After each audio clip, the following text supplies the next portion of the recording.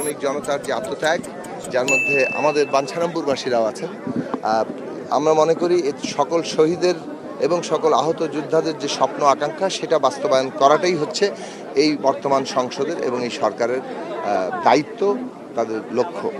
এখানে আমরা আমাদের সর্বোচ্চ আন্তরিকতা দিয়ে কাজ করার চেষ্টা করব, যাতে করে আমরা যে শহীদের রক্তের ঋণে আবদ্ধ সেটা কিছুটা হলেও আমরা তাদের প্রতি মর্যাদা দেখাতে পারি। আপনার নির্বাচনটা অনেক বেশি চ্যালেঞ্জ ছিল, আপনার নিজের নির্বাচনটা আমরা যতটুকু জানি অনেক চ্যালেঞ্জের পরে আপনি জিতেছেন এবং নতুন সরকারে এসেও আপনি একটা বড়, নিজে বলছেন যে বড় একটা চ্যালেঞ্জের জায়গায় এসেছেন।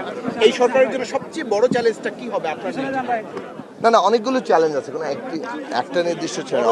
অর্থনীতিতে একটা বড় চ্যালেঞ্জ আছে, এখানে আইন শৃঙ্খলা রক্ষা করা একটা বড় চ্যালেঞ্জ আছে, যেটার মধ্যে দিয়ে মানুষের প্রত্যেকের অধিকার বলেন, মর্যাদা বলেন রক্ষা করা।